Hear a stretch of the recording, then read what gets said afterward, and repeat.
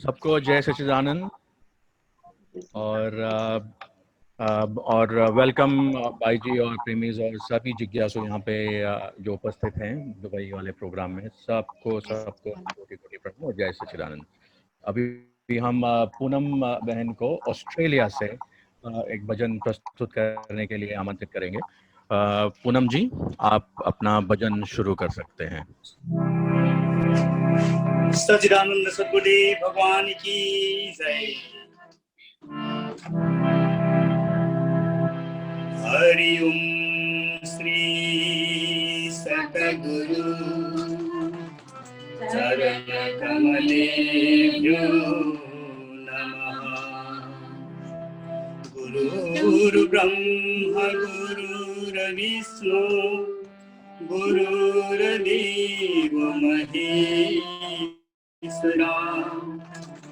गुरुर्साक्षात् परब्रह्म तस्मै श्री गुरुवे नमः।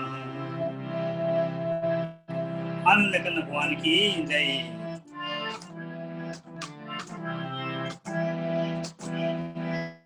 गुरु चरण कमल बलिहारी रे हरि चरण कमल बलिहारी मन की दुविधा तारी रे मेरे मन की दुविधा तारी रे गुरु चरण कमल बलिहारी हरि चरण कमल बलिहारी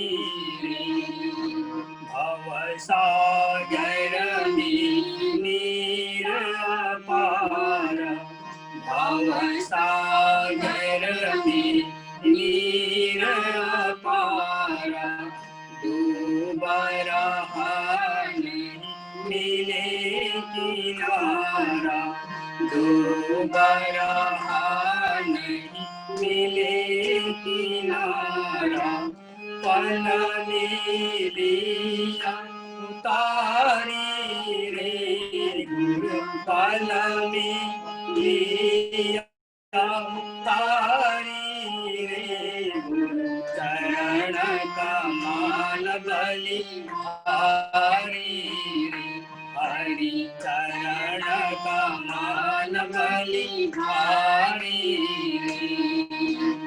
काम क्रोध मद मोह तेरे काम क्रोध मद मोह तेरे जन्म जन्म की वैरी मेरी जन्म जन्म की वैरी मेरी सबको दीना मारी रे सबको दीना मारी रे गुरु चरण कमल बलिहारी हरि चरण कमल बलिहारी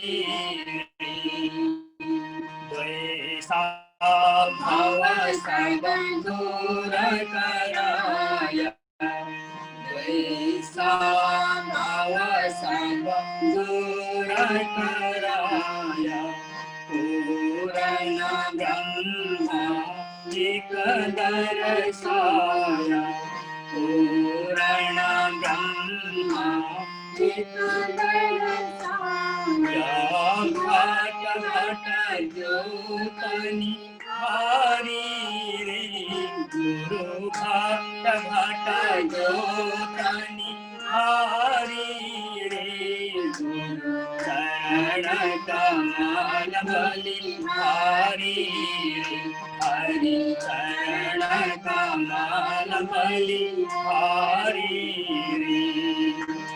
योगा योगत देव बताया योगा योगत गुरु बताया ब्रह्मानंद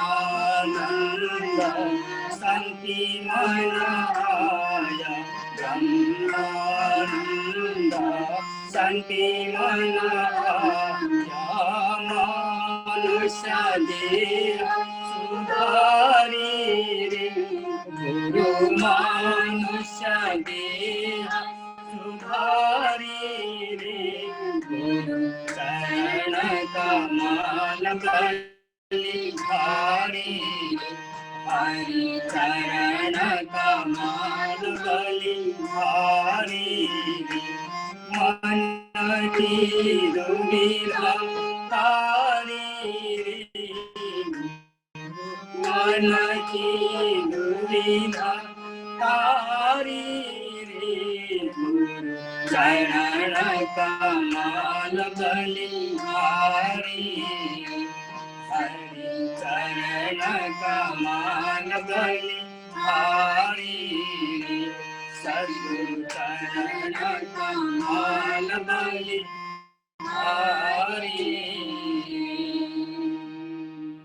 प्रेम ले आनंद कंद भगवान को जय। आनंद सभी संत महात्मा गण को जय।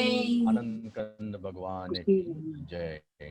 पूनम राय और उनके साथी को बहुत बहुत धन्यवाद गुरु वंदना से इस सत्संग की शुरुआत करने के लिए।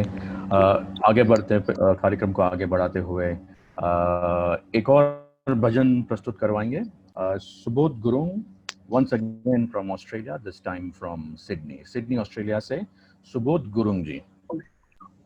प्रेम से बोलिए सदगुरुदेव महाराज की जय, आनंद कंद भगवान की जय।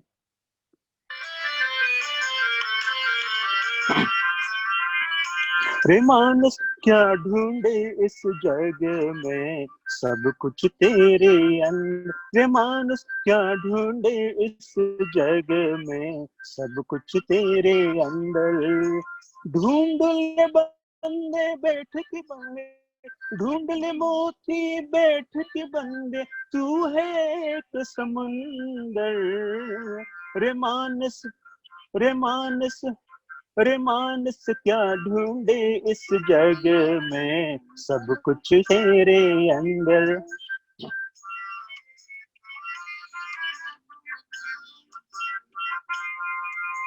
तेरे अंदर बसे निरंजन, बाहर क्या तू खोजत है, बाहर क्या तू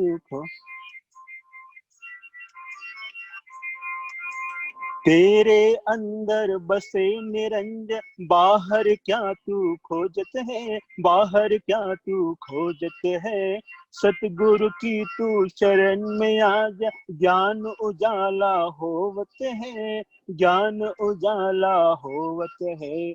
मगन रहेगा प्रभु दर्शन में, मगन रहेगा प्रभु दर्शन में, लग के देख निरंतर। रे मानस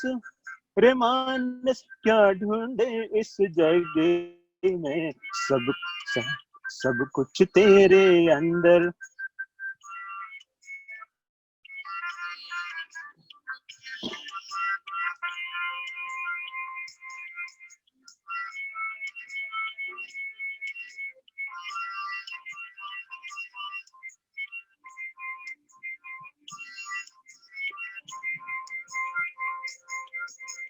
तेरे अंदर बंसी बाजे, बाहर क्या तू जावत है, बाहर क्या तू जावत है।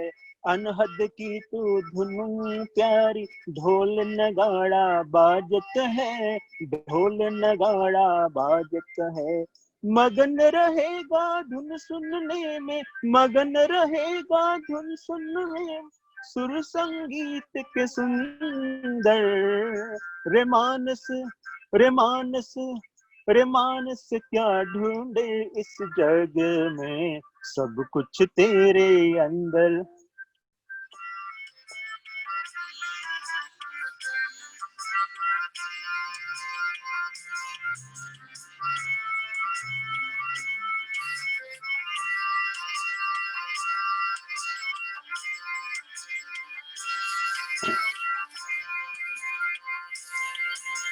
तेरे अंदर झूला झूले, बाहर क्या तू झूलत है, बाहर क्या तू झूलत है। सतगुरु से तू ज्ञान मांग ले, घट उजियारा होवत है, घट उजियारा होवत है। मगन रहेगा प्रभु सरमन में, मगन रहेगा प्रभु सुमिरन में, ऐसा है ये मंत्र। रे मानस, रे मानस, रे मानस क्या ढूंढे इस जग में, सब कुछ तेरे अंदर।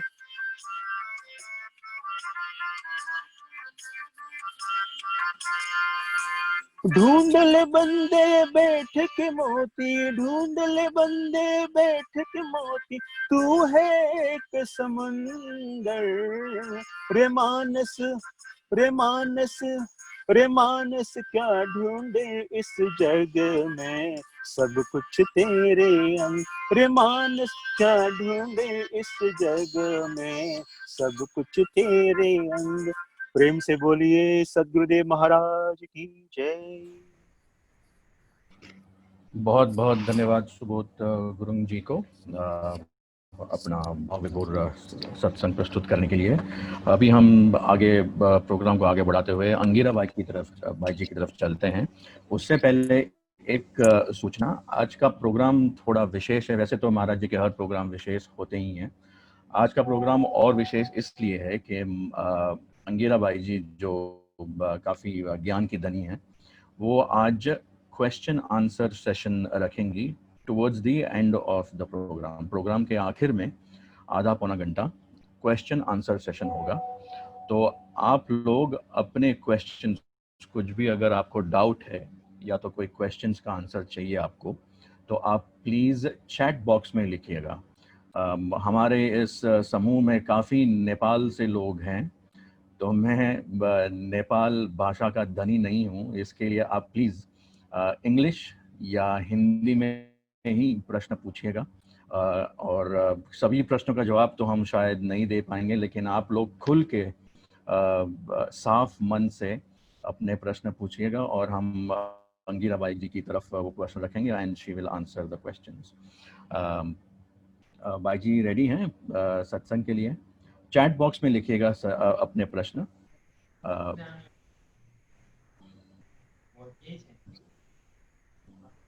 वन्दे बोधमयं नित्यं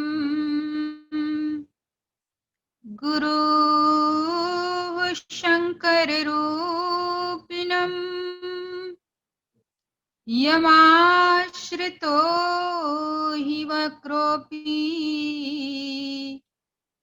चन्द्रः सर्वत्र वन्दते। मूकं करोति वाचालं पङ्गुं लङ्घयते गिरिं, यत्कृपात्वमहं वन्दे परमानन्दमाधवम्।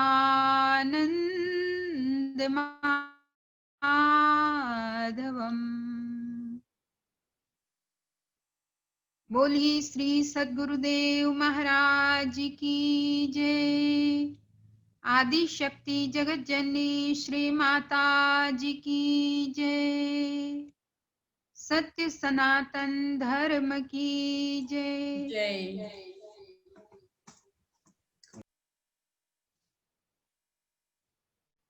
जूम के माध्यम से जुड़े हुए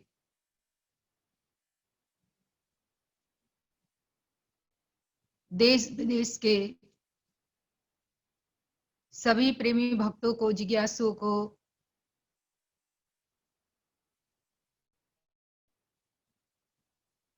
जय श्री सच्चिदानंद।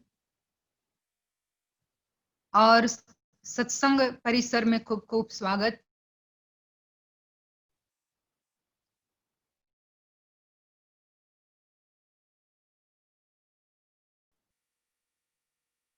ईश्वर की अनुपम कथा, परमात्मा की अनुपम लीला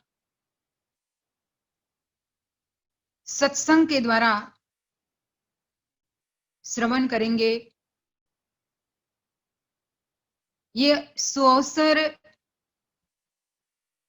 हर कोई व्यक्ति को प्राप्त नहीं हो पाता। जो परम आतुर, परम जिज्ञासु और अध्यात्म पथ का राही है, उससे ही इस सुंदर अवसर का लाभ प्राप्त होता है। जैसे अभी हम सभी लोगों ने भजन सुना, रे मानुष क्या ढूंढे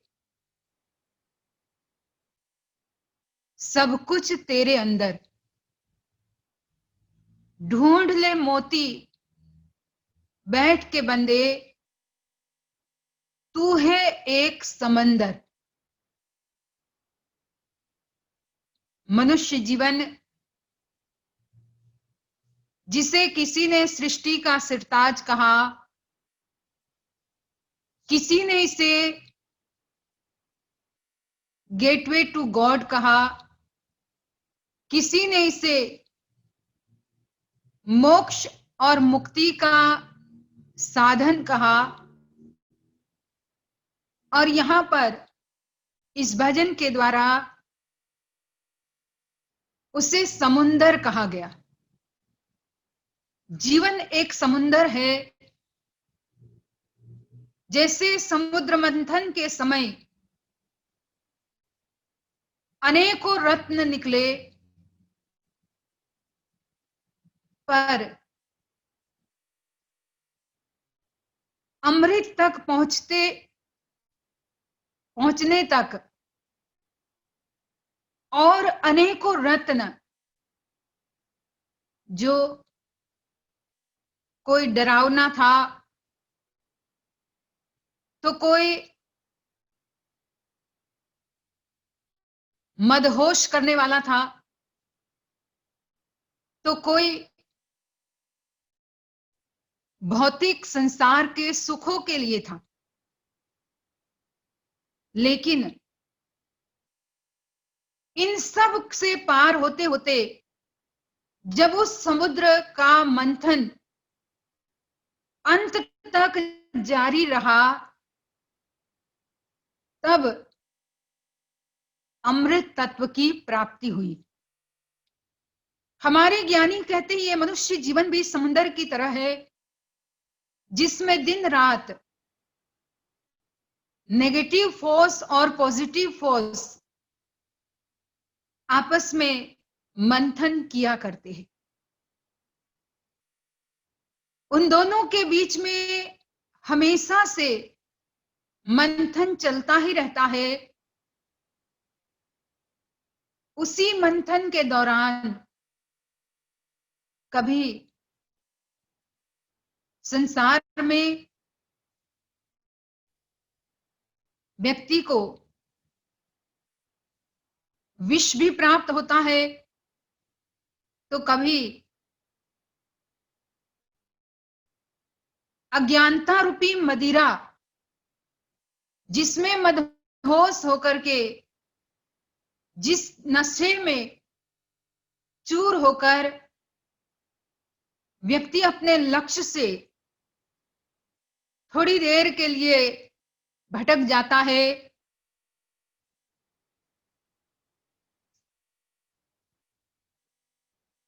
उसी मदिरा के बाद कभी लक्ष्मी जी प्रकट हुए, तो कभी ऐरावत हाथी प्रकट हुआ, कभी उच्चे श्रवा घोड़ा प्रकट हुआ। ये जो सब है, ये भौतिक सुखों की तरफ हमें ले जाना चाहते हैं।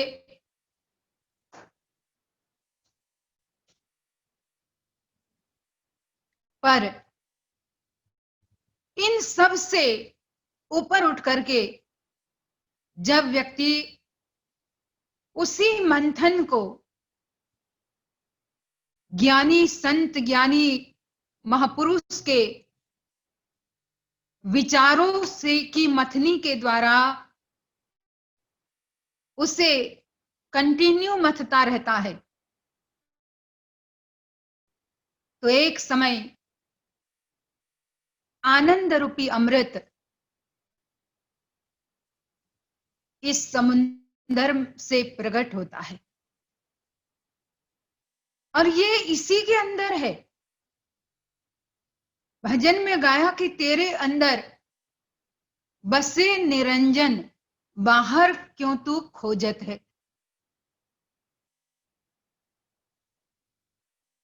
हे जीव, तेरे अंदर ही निरंजन है। अब निरंजन का मतलब क्या है? निहि प्लस अंजन, कि जो इन आंखों से न दिखाई दे। ऐसी निरंजन शक्ति, निरंजन तत्व, जिसे अंतर की आंख से, उस दिव्य नेत्र से,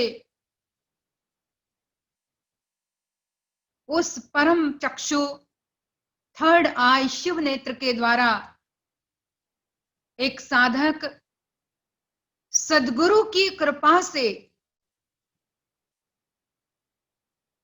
निरंजन तत्व का दर्शन करता है। तभी तो गुरु नानक देव जी कहते हैं, ज्ञानांजन सद्गुरु दिया, अज्ञान अंधेर विनाश, हरि कृपा ते संत भेंटिया, नानक मन प्रकाश। कहा ज्ञानांजन सद्गुरु दिया। सद्गुरु ज्ञान का अंजन देते हैं, ज्ञान का वो अंजन, वो काजल, वो कोल, कि जिसको उस दिव्य चक्षु पर लगाया जाए, जो सद्गुरु खुद ही लगाते हैं एक भक्त को, और तब फिर हृदय में इतना अनंत प्रकाश, अनंत दिव्य आभा प्रकट होती है। और जिस दिव्य प्रकाश का साधन करते करते जीव इस सांसारिक भौतिक सुखों से अपने आप ही अपने मन को उपराम कर देता है। और यही आज इस कलिकाल में इसकी बहुत ज्यादा आवश्यकता है, क्योंकि कलिकाल में मन हमारा बहुत जल्दी आकर्षक चीजों पर आकर्षित हो जाता है। जो आकर्षित चीजें अंत में दुखदाई है, उसमें चमक है, पर वो चमक केवल बाह्य चमक है। और कलिकाल में बाह्य चमक ज्यादा व्यक्ति को आकर्षित करती है। यही तो कलिकाल का सबसे बड़ा डाउनफॉल है, कि जिसमें ऐसी बाह्य चीजें, चमकने वाली चीजें, जिसमें झिलमिल होता है, वो हमें ज्यादा अट्रैक्ट करता है। आज सुबह मैं सत्संग कर रही थी, तो किसी ने एक भजन गाया, गुजराती में भजन था, और उसमें इतनी सुंदर सी बात उस भजन के द्वारा, एक लंबा सा सत्संग जैसा ही था उस भजन में, कि मेरा मन और आत्मा दोनों के बीच में हमेशा संघर्ष चलता रहता है। मन बंधन चाहता है, आत्मा मुक्ति चाहता है, और इन दोनों में, उसी संघर्ष के बीच में कितनी बार ये जीव दो चक्की के पाट के तरह, उस दानों की तरह उसके बीच में पिसा चला जाता है। जीव उस दोनों के बीच में अपने आप को सैंडविच के भांति महसूस करता है। ऐसे में उस भजन में कहा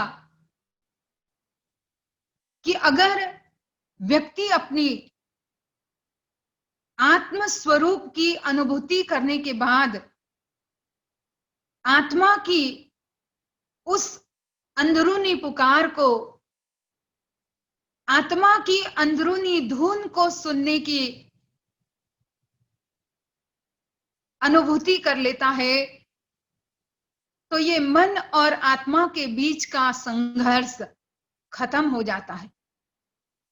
क्योंकि जैसे गीता में कहा है, सबसे पहले तो हमारी 10 इंद्रियां है, उसके बाद मन है, फिर बुद्धि है और तब फिर आत्मा है। जब वो सर्वोपरि आत्म तत्व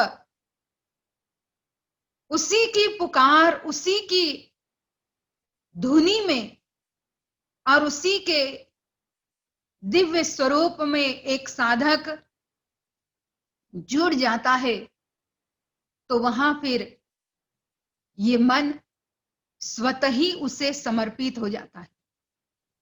फिर मन कोई इच्छा नहीं रखता, इच्छा रहित हो जाता है। फिर उसे न बंधन में का भान रहता है, न मुक्ति की सुधि रहती, क्योंकि उसने तो अपने आप को समर्पित कर दिया है आत्मा को। ये जो अनुभूति है, ये तभी व्यक्ति कर पाता है, तभी जीवन में संभव हो पाता है, जब इस समुंदर में छुपी हुई उस अमृत तत्व की हमें अनुभूति सद्गुरु के द्वारा मिले। तो हमारे ज्ञानी पुरुष समय समय पर वही अनुभूति देने के लिए, उसी अनुभूति का ज्ञान प्रदान करने के लिए हमें प्रोत्साहित करते रहते हैं। पर हम जीव इतने माया के प्रभाव से दबे जा रहे हैं। तभी तो कबीरदास जी कहते हैं, भूले मन समझ के लाद लदनिया। हे मन, सोच समझ करके अपने ऊपर बोझा ढोना, क्योंकि तेरे में उतनी ताकत नहीं है कि तू ओवर बोझे को उठा पाए। यहां उन्होंने, कबीरदास जी ने कहा, भूले मन समझ के लाद लदनिया, भूखा हो तो भोजन पाले, आगे हाट न बनिया, प्यासा हो तो पानी पीले, आगे घाट न पनिया। कहत कबीर सुनो भाई साधो, काल के हाथ का मनिया, भूले मन समझ के लाद लदनिया। हे मन, हे जीव,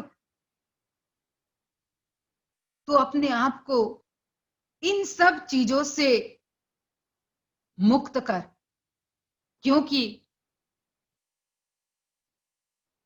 इसी चीजों के बोझ तले अगर अपने आप को दबाता रहेगा, तो एक समय ऐसा आएगा कि तू उस वजन से, उस बोझ से कभी ऊपर उठ ही नहीं पाएगा। और अगर ऊपर उठेंगे ही नहीं, तो असल नजारा दिखेगा ही नहीं।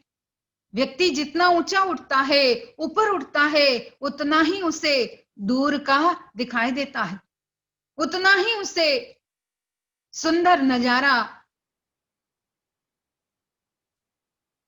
दिखाई देता है, वो देख सकता है। अगर मन को इन बोझों के तले हम दबाते रहेंगे, तो कभी ये ऊपर उठ नहीं पाएगा, और जब तक ऊपर नहीं उठेगा तो मन बंधन में ही रहेगा।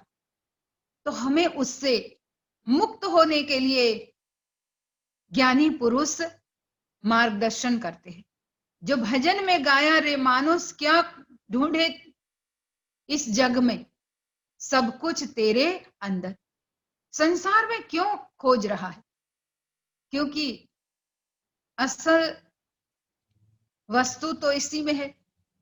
कितनी बार हम सुनते हैं भजन, तन चलता फिरता मंदिर है, भगवान इसी के अंदर है। तन चलता फिरता मंदिर है, भगवान इसी के अंदर है। कहाँ तन चलता फिरता मंदिर है, भगवान इसी के अंदर है। तो सब कुछ इसी के अंदर है, परमात्मा इसी के अंदर है, वो परम तत्व इसी के अंदर है। पर जब तक उसका ज्ञान प्राप्त नहीं करते, तब तक व्यक्ति बस बाहर खोजता रहता है। और ऐसे जीवों को समझाने के लिए ही इन भजनों के द्वारा हमारे ज्ञानियों ने हमें रास्ता दिखाया। तो हम भी उसी रास्ते पर चलते हुए, उसी रास्ते का अनुसरण करते हुए अपने जीवन में सत्य से जुड़ करके अंतरात्मा की आवाज को सुने और अपने जीवन को सफल और सार्थक बनाए। आज जो क्वेश्चन आंसर का हम सेशन कर रहे हैं, वैसे तो क्वेश्चन बहुत ज्यादा आए भी नहीं है, पर जो भी हो, अगर वैसे भी कोई प्रेमी लोगों को कुछ पूछना है या पूछना नहीं भी है तो कुछ वैसी बात करनी है, पूछना प्रश्न ऐसे करने हैं जो अध्यात्म के बारे में हो, जो धर्म के बारे में हो, ध्यान साधना के बारे में हो। बाकी वैसे तो लोग अनेकों प्रश्न करते रहते हैं, क्या होगा हमारा, ये होगा वो होगा, ये खत्म होगा कि नहीं कोरोना। कितने लोग यही प्रश्न करते रहते। भाई जी 2021 में खत्म होगा। अब जब जो होना होता है वो तभी होता है। हमें इन सब चीजों से बहुत ज्यादा अपने दिमाग को, अपने मन को, अपनी बुद्धि को उसमें उलझाना नहीं है। जब जैसे जो होना होगा वो तभी होगा, पर उसके लिए हमें अध्यात्म को समझने की जरूरत है। और अध्यात्म के बारे में कोई प्रश्न होगा तो जरूर आप लोग प्रश्न करिएगा। और अब आगे का जो कार्यक्रम है भाई प्रकाश भाई अनाउंस करेंगे। बोलिए श्री सद्गुरुदेव महाराज की जय। आदि शक्ति जगत जननी श्री माता जी की जय। आनंद कंद भगवान की जय। बहुत बहुत शुक्रिया भाई जी। अभी कुछ प्रश्न आ चुके हैं। वैसे तो सब प्रश्न हम नहीं ले पाएंगे, लेकिन कुछ चुने हुए प्रश्न मैं कह रहा हूँ। पहला प्रश्न आया हुआ है, हम अपने दिमाग को, मन को कैसे ट्रेन कर सके ताकि हम ब्रह्म मुहूर्त में उठ के मेडिटेशन कर पाए। काफी टाइम उनका ये प्रश्न रहा है कि इवन अगर वो अलार्म भी रखती हैं तो भी वो रात को सुबह उठ नहीं पाती, because they sleep late at night. तो उनका प्रश्न ये कि how to train the mind to wake up early at Brahma Muhurta for meditation. असल में इसमें कोई ट्रेनिंग की जरूरत नहीं होती। जैसे बताया गया कि ब्रह्म मुहूर्त में उठना, ब्रह्म मुहूर्त में ध्यान करना बड़ा शुभदायी होता है और उस समय का अनुभव अनोखा होता है, अलग होता है। और अगर सचमुच में अंतर मन से इच्छा हो कि मुझे उठना ही है तो अलार्म की जरूरत ही नहीं पड़ती, क्योंकि हमारा मन ही अलार्म क्लॉक है, हमारी अंतर चेतना ही अलार्म क्लॉक है। पर उसके लिए अपने आप को दृढ़ संकल्पित करना होगा। जब तक दृढ़ संकल्पित आपका मन नहीं है तो आप उठ ही नहीं पाओगे। उसके लिए कोई और चीज करने की जरूरत नहीं है, अपना संकल्प मजबूत बनाना है। भले थके हुए हैं, अरे ध्यान साधना तो हमारे थकान को दूर करती है। आप खाली एक बार नाम का स्मरण करो, अंतरात्मा से सही तरीके से अगर नाम का स्मरण किया जाए तो सारी थकान एक ही स्मरण में दूर हो जाती है। पर उसके लिए पहले दृढ़ संकल्पित होकर के कि मुझे करना है और कुछ नहीं करना है। मन को ऐसे ट्रेन करने की जरूरत, क्योंकि आप रात को 2 बजे सोते हो तो 4 बजे उठोगे ही नहीं, कैसे उठ पाओगे। पर उसके लिए अगर आपका अंतर का जो क्लॉक है अंतर के क्लोक को आपके मन के साथ जोड़ने की जरूरत है। जब दोनों मिल जाएंगे तो अपने आप जागृत होकर के ध्यान में बैठ पाओगे। बहुत बहुत धन्यवाद भाई जी। आई होप वक्ता को उनका प्रश्न का जवाब मिल गया होगा। एक और प्रश्न लेंगे भाई जी। She wants to ask what is the most important, एक वक्ता में जरूरी क्या है, सेवा, दर्शन या सत्संग? वक्ता में वक्ता में कौन सी चीज जरूरी होनी चाहिए, सेवा, दर्शन या सत्संग?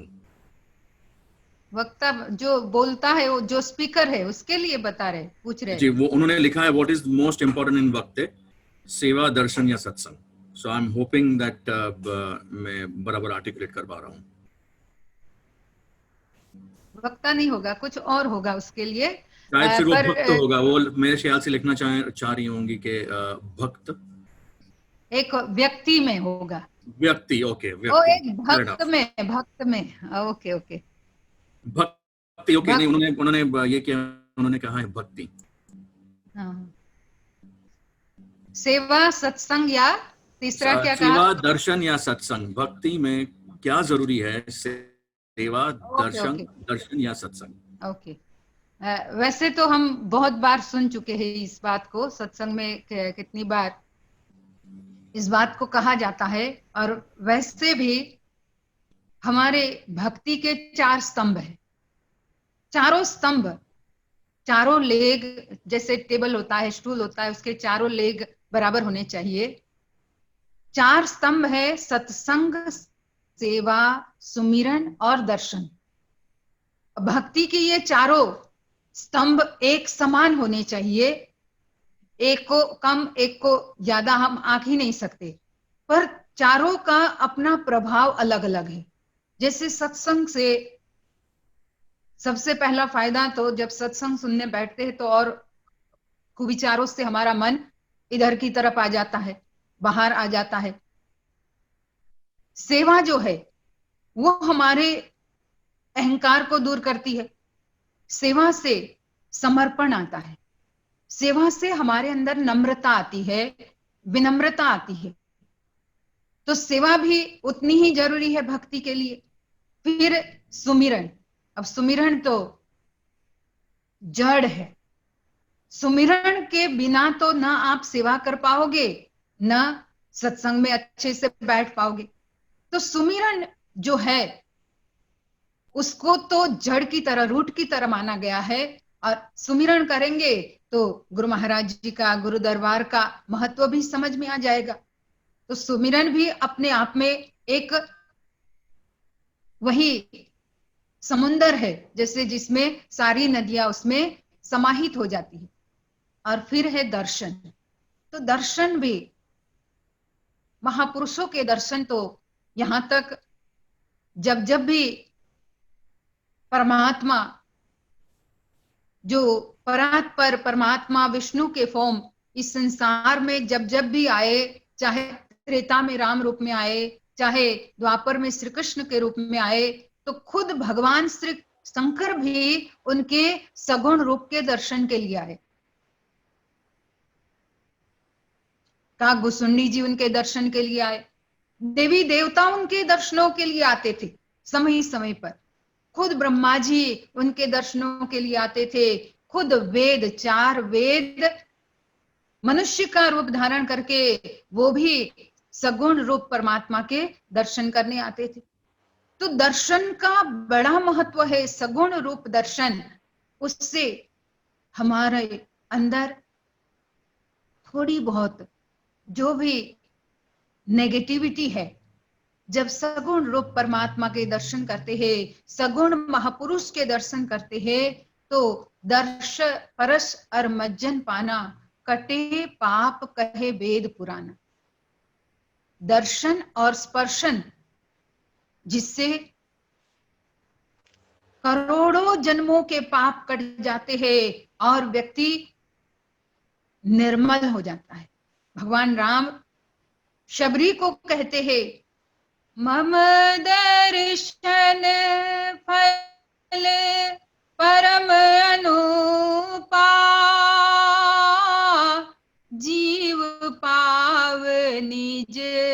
सहज स्वरूपा, मम दर्शन फल परम अनुपम। मेरे दर्शनों का वो परम अनुपम फल है कि जीव पावही निज सहज स्वरूपा, जीव निज रूप को, निज स्वरूप को तुरंत पा लेता है। तो दर्शन से, जैसे एक बार इसी दुबई वाले जूम में ही बात हुई थी, तोशी ने सत्संग सुनाया था कि जब मन न लगे ध्यान में तो थोड़ी देर गुरु महाराज जी के जो स्वरूप है, जिनका अपने दर्शन किया हुआ है, चाहे कैसे भी दूर बैठे हुए या उनके चरण कमलों में बैठ करके, उनको थोड़ी देर याद करो, जरा सा याद करके फिर आंख बंद करके ध्यान में बैठो, तो अपने आप फिर सुमिरन अच्छे से चलने लगेगा और अनुभव होता रहेगा। तो सगुण रूप के दर्शनों की जो बात आती है, वो भी भक्ति के लिए एक अनिवार्य स्तंभ है। तो ये चारों ही अपने आप में जरूरी है भक्त के लिए। और ऐसे में अगर समय वैसा है, जैसे अभी आजकल समय अलग है, तो आप आश्रम में जाकर के सेवा नहीं कर सकते, तो आप और तरीके से सेवा कर लो। पर चारों स्तंभ हमें बराबर रखने हैं, बैलेंस होना जरूरी होता है भक्ति के लिए। बहुत बहुत धन्यवाद भाई जी। एक और क्वेश्चन है अपने उत्तम जी की तरफ से, all the way from Nepal. उत्तम जी, आप अपना अगर प्रश्न पूछेंगे, वो लिख नहीं पाए, इसके लिए मैं उनको बुला रहा हूँ। उत्तम जी, अगर आप अपना क्वेश्चन पूछें प्लीज क्विकली। सच्चिदानंद भाई जी प्रणाम। आनंद। भाई जी, थोड़ा ये सत्य चित्त आनंद, ट्रूथ कॉन्शियसनेस एंड ब्लिस, इसमें और युवा को जब हम सत्संग सुनाते हैं तो इसमें और उन लोग को कंफ्यूजन है कि सत्य चित्त आनंद, ट्रूथ कॉन्शियसनेस ब्लिस। भाई जी, एक्चुअली ट्रूथ कॉन्शियसनेस और ब्लिस को थोड़ा आप क्लेरिफाई कर देंगे तो अच्छा रहेगा। Thank you very much. असल में जो सत्य है, सत्य तो वैसे हम सत्य की परिभाषा बहुत बार सत्संग में सुन चुके हैं कि सत्य वो है जिसका कभी नाश नहीं होता।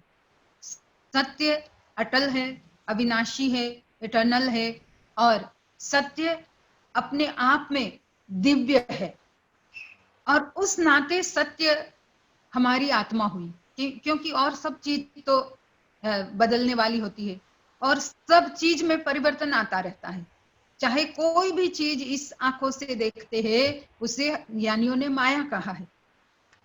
तो सत्य आत्मा है, हमारी आत्मशक्ति, हमारी जो चेतना है, इस शरीर में जो चेतना जिसके द्वारा ये शरीर चल रहा है, जो ड्राइवर है, और उसी ड्राइवर में अपने चित्त को, कॉन्शियसनेस जो हमारी चित्त है, हमारा जो इनर कॉन्शियसनेस है, हमारा जो मन है जो भागता रहता है, चित्त वृत्ति जिसमें बहुत सारे संकल्प विकल्प आते रहते हैं, जिस चित्त वृत्तियों में अनेकों वेव्स आते रहते हैं, इस चित्त की वृत्ति को एक जगह पर केंद्रित करके, जैसे अभी मैंने एक दिन बताया था कि जो मैग्नीफाइंग ग्लास होता है, वो जब सूर्य की किरणों को पकड़ लेता है, जब एक साथ उसे मैग्नीफाइंग ग्लास के द्वारा एकत्रित किया जाता है, तो वो उसके नीचे रहे हुए कागज के टुकड़ों को जला देता है। तो जब हमारी चित्तवृत्तियों के जितने भी वेव्स है, उसको इस सत्य के साथ जोड़ना है। सत्य रूपी मैग्नीफाइंग ग्लास में जब ये सारी चित्तवृत्तियों को, उसके किरणों को एक साथ जोड़ करके एक जगह पर एकत्रित कर दिया जाए, तब फिर जो आनंद है, आनंद का वैसे कोई उसका अपना विस्तार नहीं है, वो अनलिमिटेड है। आनंद अनंत है। संसार की और चीजें तो सब सुख है, उसके बाद दुख है, और हर चीज के बाद, जैसे भोजन खाते हैं तो थोड़े 6 घंटे में फिर भूख लग जाती है, पानी पीते हैं 2 घंटे में फिर प्यास लग जाती है, और सब चीजें उसका दूसरा ड्यूअल रूप है। पर आनंद का ड्यूअल कोई नहीं है, आनंद अनंत है। और जब ये चित्तवृत्तियों के वेव्स एक साथ उस आत्मा रूपी मैग्नीफाइंग ग्लास में जुड़ जाते हैं, तब फिर आनंद रूपी अग्नि, आनंद रूपी ज्योति जो नीचे कागज जले हुए है, वो आनंद रूपी ज्योत है, अग्नि है, वो अपने इस अंतरात्मा में व्यक्ति अनुभव करता है, और वही सत्यचित आनंद रूप हमारा सबका है। पर हम तब तक उसका अनुभव नहीं कर सकते जब तक उसे सद्गुरु के द्वारा ज्ञान प्राप्त नहीं करते। सद्गुरु के जब तक उस अध्यात्म को, उनके उस मेथड को हम समझे नहीं, तब तक नहीं समझ पाएंगे। तो हमें जीवन में उसी सत्य चित आनंद, बहुत लोग इस शब्द को बहुत हल्का भी ले लेते हैं। कितने लोग कहते हैं अरे ये सच्चिदानंद वाले हैं। हकीकत में सच्चिदानंद वाला ये है वो है, ऐसा है ही नहीं। हम सभी सच्चिदानंद है, पर हम अपने सच्चित आनंद को जानते नहीं है, इसीलिए हम सोचते हैं कि भाई ये क्या होगा। पर जब ये आत्मा रूपी सत्य उसका अनुभव हो जाता है, और तभी ये चित्त वृत्ति उसमें स्थिर होकर के आनंद का अनुभव करती है, तो वही है सच्चित आनंद। Thank you. I hope Uttam भाई थैंक यू भाई जी। जैसा चाहते हैं वैसा हुआ। भाई जी एकदम thank you so much, it's very clear. क्योंकि यूथ लोग को ना पूछते हैं कि ये आप लोग जो जय श्री सच्चिदानंद बोलते हो इसका क्या है, तो सच्चिदानंद का जब हम एक्सप्लेनेशन देते हैं फिर भी उतना क्लियर नहीं था। Now I am very much clear. Thank you so much भाई जी। Salutation at your lotus feet. Thank you. धन्यवाद धन्यवाद। इसी सवाल से जुड़ा हुआ एक और सवाल हमारे समक्ष आया है। What is the difference between चित्त, माइंड एंड इंटेलेक्ट? चित्त, मन और बुद्धि के बीच में अंतर क्या है?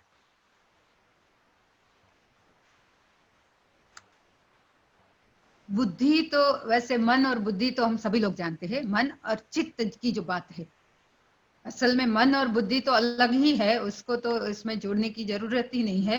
पर चित्त और मन, जो चित्त की वृत्तियां है, जैसे मन की वृत्तियां भी हम कहते हैं, बहुत ज्यादा उसमें फर्क नहीं है, ये शब्दों का फर्क है। पर असल में वही चीज है जो चित्त की वृत्तियां, या चित्त में जो चित्त जो हमारा भ्रमण करता है, जो हमारी इनर कॉन्शियस है, जिसे हम नहीं समझ पा रहे हैं, वही चित्त है। पर मन का जो है, मन वैसे देखा जाए तो दोनों अलग अलग है और नहीं भी है। जैसे मैं एग्जाम्पल के तौर पे पानी और बर्फ, तो दोनों अलग है भी और नहीं भी है, एक ही है। पर एक ठोस पदार्थ है और एक तरल पदार्थ है। इसी तरह से चित्त और मन, ये दोनों है तो दोनों एक ही, पर इसी चित्त की वृत्तियों को या इसी मन के विकारों को जब ज्ञान में समाया जाए, ज्ञान में उस आत्मा में स्थिर किया जाए, तो फिर वहां चित्त या मन कुछ रहता ही नहीं है। क्योंकि भक्त के लिए ये सब समर्पित होना चाहिए। एक भक्त तभी आनंद की ज्योत को वो देख पाता है जब मन, चित्त, बुद्धि, जो भी हम कहते हैं, ये सब समर्पित हो जाए। जब समर्पण तीनों का हो जाएगा तो फिर अलग अलग है ही नहीं, वो एक ही है चीज। और बुद्धि की तो हम वैसे सभी लोग जानते ही है कि बुद्धि जरूरी भी है, क्योंकि सांसारिक भौतिक जगत में आप विकास करना चाहते हो तो आपका बुद्धि का उसमें अनिवार्य है। और कितनी बार अध्यात्म मार्ग में भी वैसे जरूरी नहीं है, महापुरुषों के कोई कार्य में बाधा रूप बनती है बुद्धि, पर उसी बुद्धि को हम भगवान के पास से मांगते भी है। बल बुद्धि विद्या देहु मोहि, हनुमान चालीसा में कहते हैं बल बुद्धि विद्या देहु मोहि। हे हनुमान जी, बल, बुद्धि और विद्या मुझे चाहिए। तो बुद्धि इसीलिए भी जरूरी है कि अच्छे और बुरे में वो फर्क कर पाए।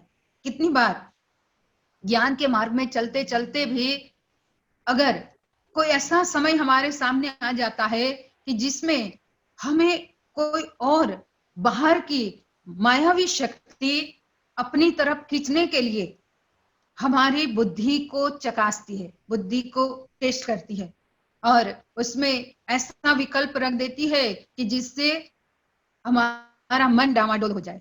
ऐसे में अगर आपकी बुद्धि अगर बलवती होगी तो आप अपनी बुद्धि से उस व्यक्ति के बारे में, उस माया के तरफ भी सोचोगे और उसका जो दूसरा पहलू है उसकी तरफ भी आप सोचना शुरू करोगे, और उससे आपको ये पता चलेगा कि इन दोनों में सही मार्ग कौन सा है।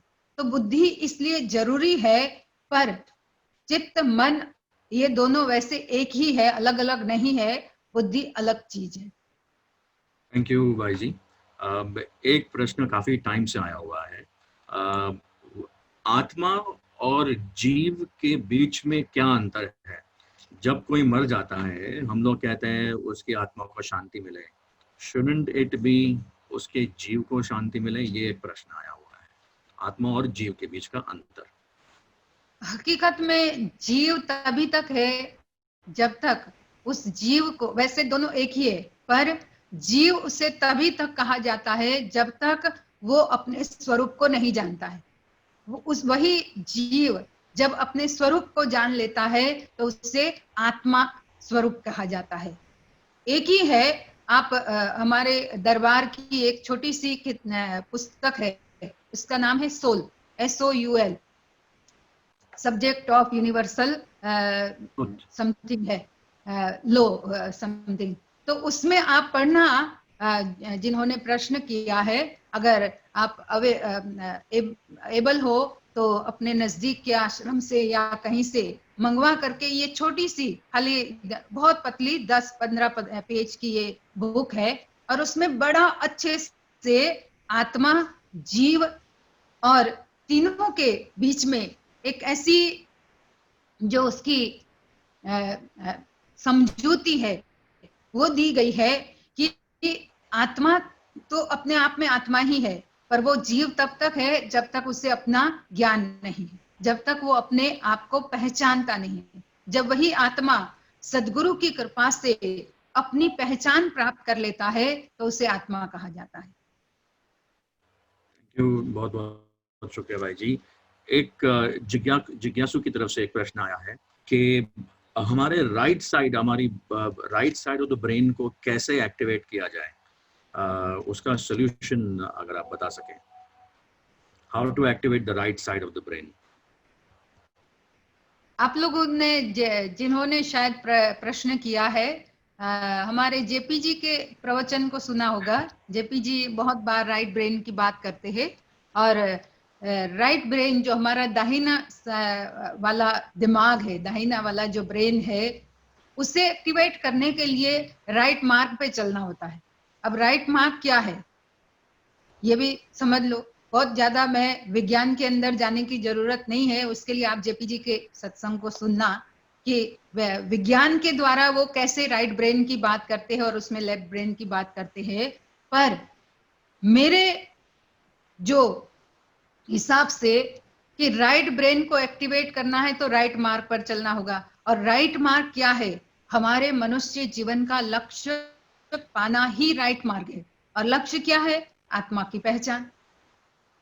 हमारे असल में हमारे मनुष्य जीवन का जो ध्येय है, जिसे हम माता के गर्भ में कोल करके प्रॉमिस करके आए हुए हैं कि हे प्रभु, हम आपका सुमिरन करेंगे, आपको पहचानेंगे। जब आत्मा की पहचान होगी, हमारे उस आत्म शक्ति को जागृत करके उसी मन के द्वारा आत्मा को, प्राण को अपने ऊपर, जहां हम अपना तीसरे नेत्र की बात करते हैं, उस तीसरे नेत्र में की जगह पर मन को टिका करके वहां एक ज्योत को प्रकट करेंगे, तो उस ज्योत के द्वारा आपको समझ में आ जाएगा कि असल में यही चीज हमारे जीवन में राइट है। और जब उसकी साधना करते रहोगे, उसका सुमिरन करते रहोगे, तो राइट ब्रेन अपने आप ही एक्टिवेट होने लगेगा। क्योंकि जब व्यक्ति खुद में सेटिस्फाई हो तो राइट ब्रेन काम करना शुरू कर देता है। अगर खुद में खुद सेटिस्फाई नहीं है तो कभी भी आपका राइट ब्रेन अच्छे से चलेगा ही नहीं। तो सेटिस्फेक्शन तभी होगा जब हमारी अपनी मंजिल, हमारा अपना ध्येय हमें मिलेगा। और इसीलिए ध्येय यही है कि आत्मबोध को प्राप्त करो, आत्मज्ञान को, जो दिव्य चक्षु की बात, जो दिव्य नेत्र की बात की जाती है कि भाई हर चीज से ऊपर वही है, और उसको जब सदगुरु की कृपा से एक साधक, एक जिज्ञासु खोल करके अपने अंदर उस प्रभु का स्वरूप देखता है, तो वहां फिर उसका सेटिस्फेक्शन, उसका जो संतोष से वो पूर्ण हो जाता है, फिर मन भागता नहीं है। और जहां संतोष है तो फिर राइट ब्रेन अच्छे से आपका चलने ही लगेगा। थैंक यू भाई जी, बहुत बहुत तो शुक्रिया। भैया को मेरा नंबर भी देना अगर और ज्यादा उनको डिटेल में समझना है तो, जी क्योंकि जी उस जी बारे में बहुत ज्यादा इसमें बोल करके इतना ज्यादा वो समझ नहीं पाएंगे। जी पर अगर वैसे उनको मेरे से बात करनी है तो आप नंबर भी दे दीजिए। जी जी जरूर। वैसे अगर और आपको साइंटिफिकली जानना हो स्पष्ट रूप से, तो हमारा सत्संग आता है every Tuesday Dubai time in the evenings 8:30 को। जेपी डॉक्टर जेपी अग्रवाल काफ़ी क्रांतिकारी सत्संग होता है वो। आप वो भी ज्वाइन कर सकते हैं। भाई जी, और प्रश्न के लिए हमारे लिए अनुका समय है कि आज के लिए इतना ही? आज के लिए यहीं पे रख देते हैं। ठीक, अगली बार एक दो और कर लेंगे, क्योंकि बेहतर फिर हमें सत्संग में भी जाना है अभी बेहतर 1 घंटे बेहतर बाद। बेहतर। ठीक है, बस ठीक है, फिर प्रोग्राम को आगे बढ़ाते हुए, और इससे पहले भाई जी को खूब खूब धन्यवाद क्वेश्चंस के आंसर देने के लिए। आई विल नाउ इनवाइट प्रीतम गुरुंग जी मैं को एक बात इनवाइट ऐसा करता हूँ। बोलूं, जी जी जी सभी लोगों को जो थोड़ा ऐसे शॉर्ट में जो भी प्रश्न के उत्तर मिले, अगर आपको ऐसा लगा कि आप पूरी तरह से संतुष्ट नहीं है, तो आप जरूर हमारा कांटेक्ट भी करिएगा। और जैसे जेपी जी के भी सत्संग होते रहते हैं, हमारा भी यहाँ हर शुक्रवार को सत्संग होता है, तो उससे जुड़ करके और ज्यादा आप उसमें डिटेल में सुन सकते हो, क्योंकि जितना ज्यादा सुनेंगे उतने ही हमें अपने आप ही जवाब मिलते रहेंगे। क्योंकि एक समय ऐसा आ जाता है, व्यक्ति जब अनुभव करता है तो प्रश्न अपने आप व्यक्ति के पूर्ण हो जाते हैं, वहां प्रश्न रहते ही नहीं है। जैसे अर्जुन को भी तभी तक प्रश्न रहे जब तक भगवान ने उसे दिव्य दृष्टि के द्वारा अपने स्वरूप का अनुभव नहीं कराया। अनुभव हो गया तो उसके प्रश्न फिर अलग हो गए, और फिर उसका मन शांत हो गया। तो अगर कुछ ऐसा लगा कि मैंने ठीक नहीं कहा है या तो माफ करिएगा। और बाकी अगर और डिटेल में जानना है तो आप हमसे जुड़ते रहिएगा। हमारे जेपी जी के भी सत्संग और भी सत्संग होते रहते हैं, तो जरूर आप उसमें जुड़ करके सत्संग से लाभ प्राप्त करिएगा। जी, थैंक यू भाई जी। वैसे तो सत्संग में सभी सवालों के जवाब मिल ही जाते हैं खुद ब खुद, लेकिन उसके लिए सत्संग करना पड़ता है। जैसे हमारे रामदेव बाबा कहते हैं, करने से होगा। और इसी बात पे महाराज जी की शान में एक दो लाइनें याद आ गई कि वैसे तो हमारी ऐसी कोई हस्ती होती नहीं है, लेकिन वो इतने दयालु हैं कि हमें काफ़ी बड़ा बना देते हैं। और वही उसके समक्ष दो लाइन मुझे अभी जस्ट याद आई कि उन्होंने प्रेम से अपनी पलकों पे ऐसे बिठा दिया कि लोगों ने कालिक को भी काजल काजल कहने लगे। तो वैसे सत्संग में काफ़ी हमें ऊपर उठा देते हैं। नाउ अभी प्रीतम गुरुंग जी को एक भजन गाने के लिए आमंत्रित करेंगे। वो अपना भजन हमारे समक्ष रखेंगे। प्रीतम गुरुंग जी रेडी हैं? प्रणव श्री आनंद कंद भगवान की जय। गुरुदेव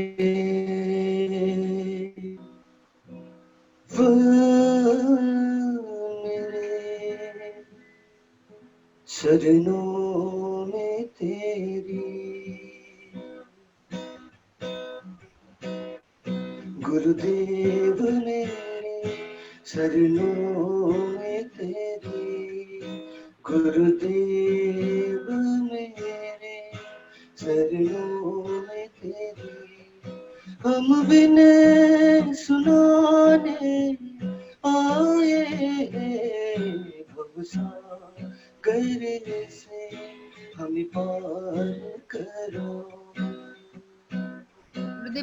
मैसेज करना। भवसागर से हमें पार करो, ये अर्ज सुनाने आए हैं गुरुदेव मेरे चरणों में तेरी, गुरुदेव मेरे चरणों में तेरी।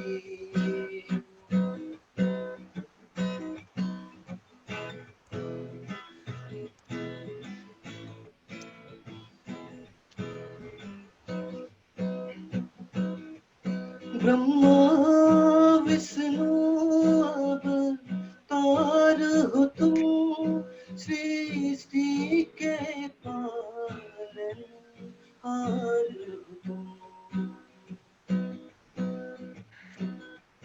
ब्रह्मा विष्णु अवतार हो तुम, सृष्टि के पालनहार हो तुम।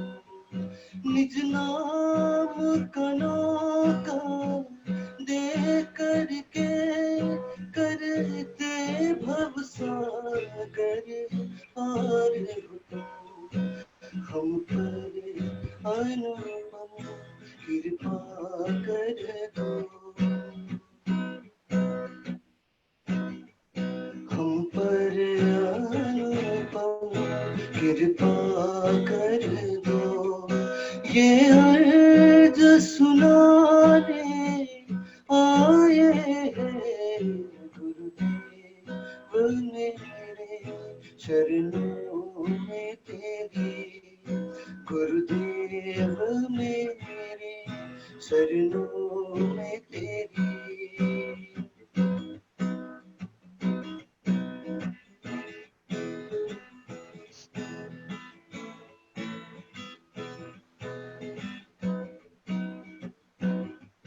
दृष्टि जो दया की हो तेरी, अज्ञान का पर्दा हट जाए, फिर ज्ञान का दीप जलाओ तुम, हृदय का अंधेरा हट जाए। अब दया करो हम पर गुरुदेव, अब दया करो हम पर गुरुदेव।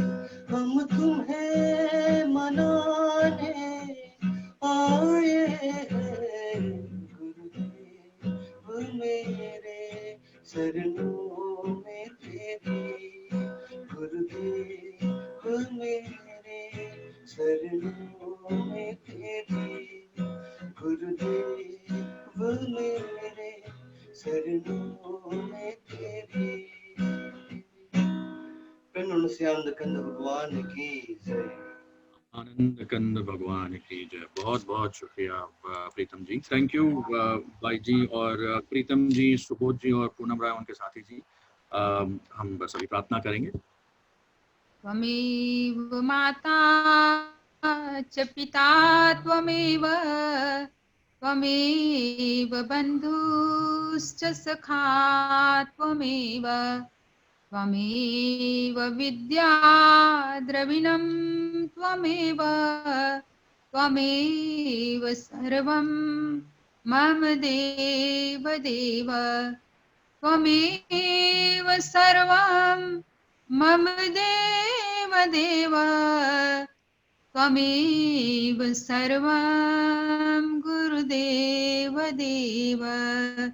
भक्तिदान मोहि दीजिए गुरुदेव मन के देव, और नहीं कछु चाहिए निश दिन चरणन सेव। बार बार वर मांगहूँ हर्ष देहु श्रीरंग, पद सरोज अन पायनी भक्ति सदा सत्संग। आज भी आपका आशीरा प्रभु कल भी आपकी आश, घड़ी घड़ी माशरा, शरण पड़ा मैं दास। हे मेरे नाथ, हे मेरा आप अपनी आप अपनी सुधामयी सुधामयी सर्व समर्थ सर्वसमर्थ पतित पावनी पतित पावनी अहेतु की कृपा से अहेतु की कृपा से मानव मात्र के हृदय में मानव मात्र के हृदय में विश्व बंधुत्व विश्व बंधुत्व एवं एवं विश्व शांति की विश्व शांति की उदार भावनाओं को उदार भावना को जागृत करे, जागृत करे, जिससे वे जिससे वे सुख दुख के बंधन से मुक्त हो, आपके पवित्र प्रेम का आस्वादन कर कृतकृत्य हो जाए। कृतकृत्य हो जाए। बोले श्री सद्गुरुदेव महाराज की जय। आदि शक्ति जगत जननी श्री माता जी की जय। सभी लोग थोड़ी देर प्रभु नाम का स्मरण करें। बोली श्री सद्गुरुदेव महाराज की जय।